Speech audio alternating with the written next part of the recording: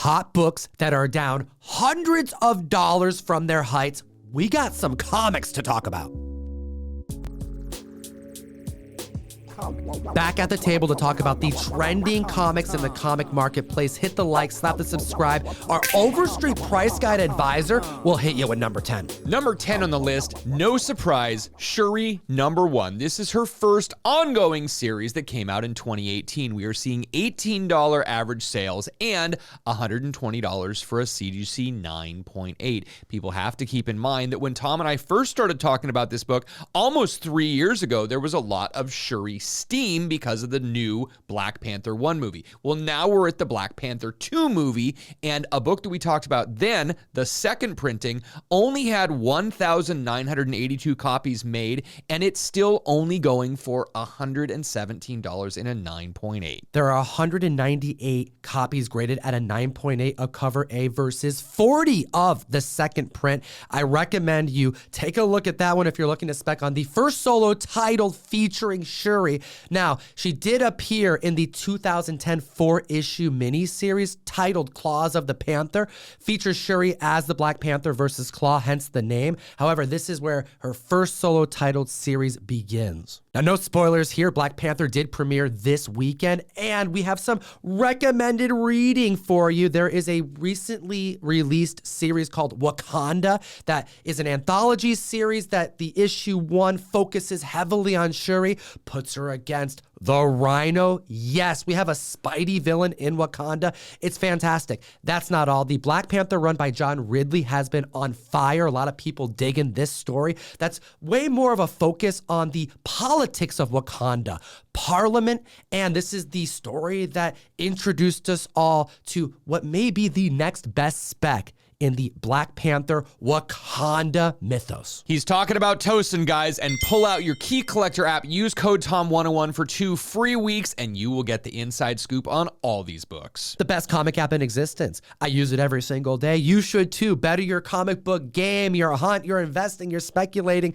Keep up with us and support the show. At the list at number 9, we got Joshua Williamson back on the list with Dark Ride number 2, the 1 in 25 variant. Who would have thought that these movie-inspired variants would be so hot?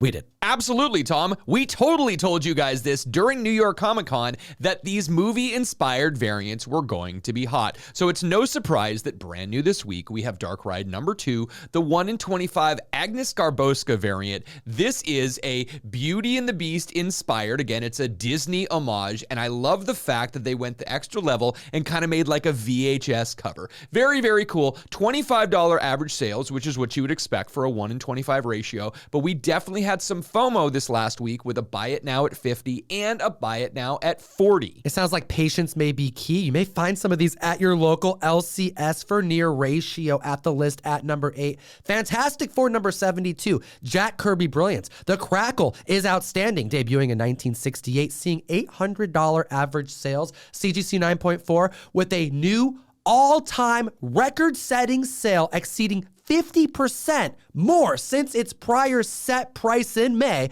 of $2,650. Hot damn. An increase of 467% in copies sold. There's a total of 5 copies graded at 9.8. Last GPA sale was back in February 2019 for 97 hundo. 9.6, there are 33 copies. Last record-setting price was back in January of this year for 4,200. Since we reported on this comic book last, it's only been a week ago.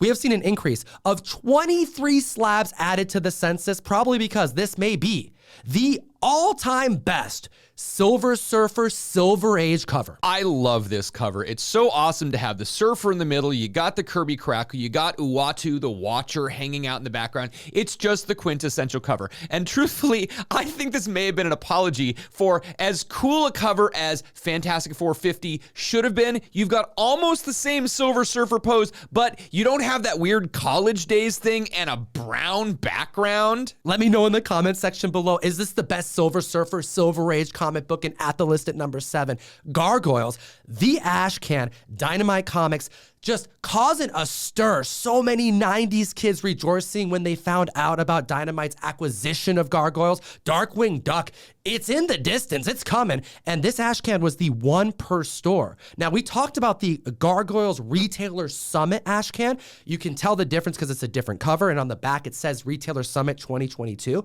Well, that one, we got word from Dynamite, was printed to a total of 500. That made the list last week. This week, we do have the one per store ashcan, and Dynamite confirmed a total print count of 3,500. The one per store is seeing $30 average sales and a $70 raw high price. The book is going to debut December 7th. The ashcan looks outstanding. The panel placements, the color work, and seeing the Gargoyles again has me hyped to no end. There's an interview in this ashcan, a lot of quality pages in such a unexpected IP to come back in 2022. Have you shown them your Johnny Desjardins cover? Next at the list at number 6, we have Defenders 84, debuting in 1980. Now, this is the first battle between Namor and Black Panther.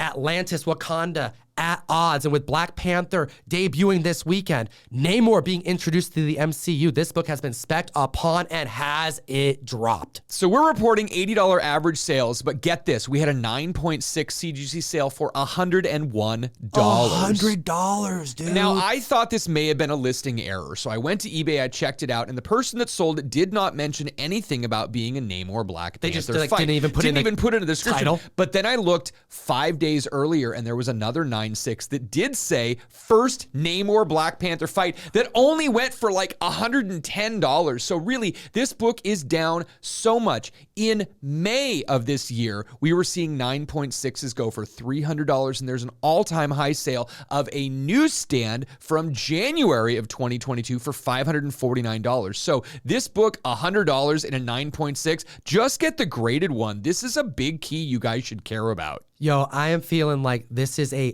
buyer's market right now for some of these books. I mean, 186% increase in copies sold.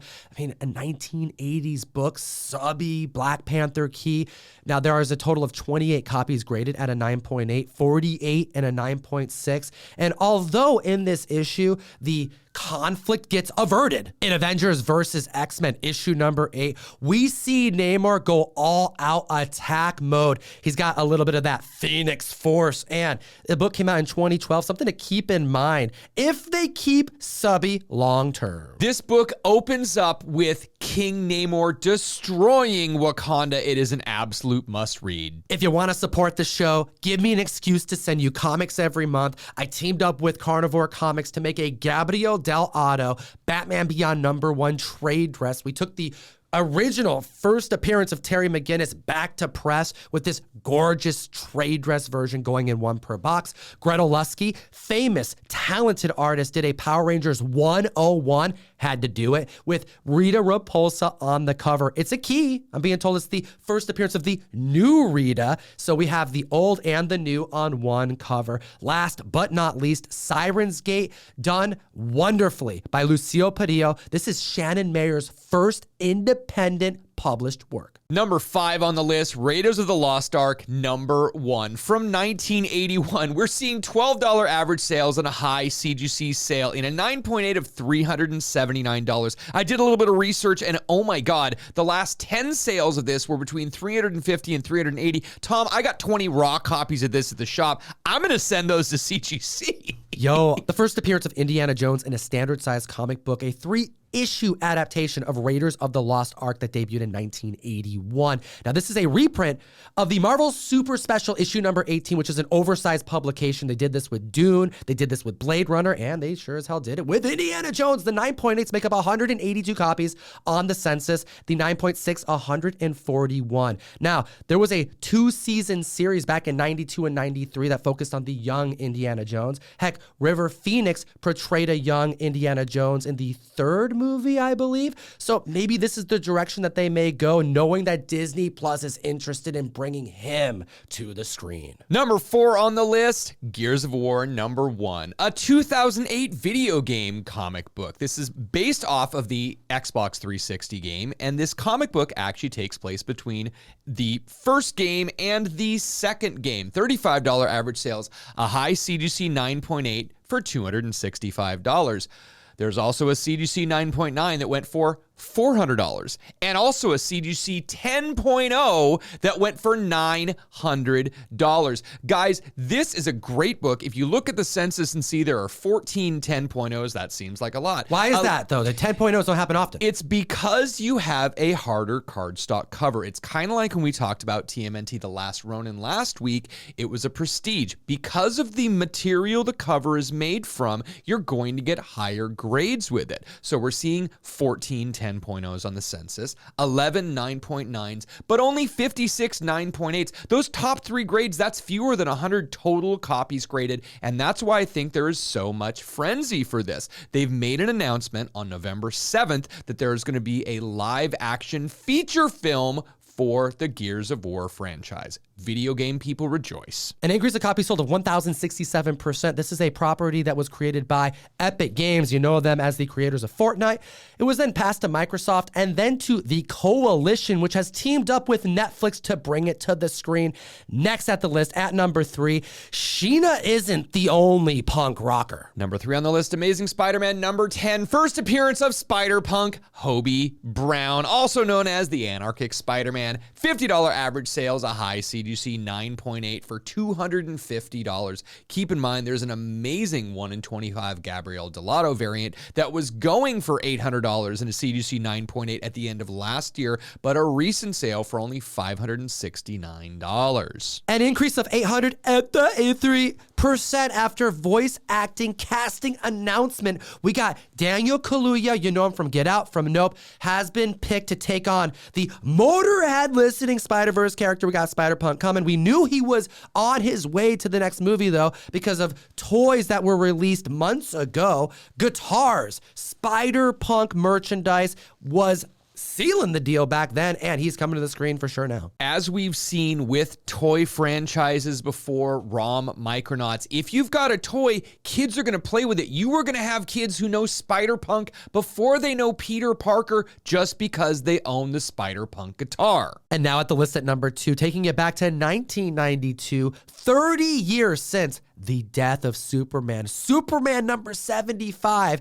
What a grim thing to celebrate. Oh, it truthfully is a grim thing to celebrate, but the 30th anniversary, again, guys who are my age in their mid-40s, they remember this book coming out and being on the shelf. So it's amazing to see the 30th anniversary copy coming out with multiple covers, and again, a polybagged cover. They were on the shelf this week and they disappeared quickly. That book flying off the shelves, but if you want the vintage one, $15 average sales is what we're seeing. A high CGC 9.8 for $250 of the Superman's cape on the flag in the pile of rubble cover. We are seeing the Tombstone cover in a 9.8 go for $125 recently. We have to keep in mind that the one where you actually get to see his cape was the regular copy, and then the one that came with the Tombstone is the premium copy. The premium copy came in a plastic black bag, had a $2.50 cover price on it, but the comic inside, the Tombstone comic, still only said $1.25. It's really interesting because you had these completionists that needed to get the regular copy with the Superman flag and then the black bag copy. I find this very, very interesting now because the collectors seem to be favoring, since they're slabbing these books, they would rather see Superman's cape on the front rather than seeing the Tombstone. It is still a 100% increase in copies sold. There's a ton of these on the census. Between first, second, third, fourth, platinum, and all of the newsstand variants, there are 10 different versions of the original book. Over 6 million sold if you count every single version of the book. The anniversary issue tells the same story from different perspectives. The loved ones of Clark Kent as he meets his demise. And Doomsday dies in this issue too. He don't get no love, Russ, but there is a lot of love for the new Dan Jurgens variant. This right here is my new favorite Death of Superman cover. It's elegant, it's powerful, and it's selling for $40 average sales. Hit the like, slap the subscribe button. We're talking right now about the #1 trending book in the world, and it's Lobo. Tom, we've got a repeat offender at #1, Omega Man. #3, the first appearance of Lobo on the cover, in the book, all of the above. We talked about this book last week. Still, $100 average sales and a high CGC 9.8 of $350. That was on the 9th of November, but we've seen multiple right around this range. This seems to be one of those perpetually relevant books that this is just going to be about the price until we get more news, maybe from someone like Jason Momoa, who happens to have collected some comic books that may have been with this character in it. I don't know. Debuting in 1983, an increase of 260%. Same news been circulating since last week. James Gunn updating his profile on social media and posting a picture of Lobo now that he's the Kevin Feige of the DCU. People are speculating that we may see the bounty hunter, the interstellar mercenary. But Jason Momoa has indeed been talking about Lobo a lot. Here's a quote from 2014. I think it would be really, really fun to play a superhero. This is before he got Aquaman. You know, I've always talked about it like, what's your favorite? I mean, I love Lobo, but you know, it would be awesome. This dude is a total comic nerd, and seeing him as potentially Lobo has me excited, but it ain't real yet. Until Boss Logic does his fan casting, which happened this week. Hot damn. We appreciate your time today. What do you think about this news, this Lobo news? And as always, geek responsibly. Enough said. Join myself and this guy on the best new app to buy and sell collectibles. It's called Whatnot. We do live selling. Auctions that last as little as 15 seconds long. We do like dollar start auctions. We're letting go comics super cheap. CGC books hitting like 20, 30% off. And we hit the mic so often, I don't even know what days to tell you to join us. So just hit the link, follow us on the app. And if it's your first time buying something, you'll get a $10 credit by clicking on that link, and you'll support the show. We have 2 other videos for you to check out. We made them for you. I'd suggest you watch one of them. You don't have to, but it'd be cool if you did. Have a great week.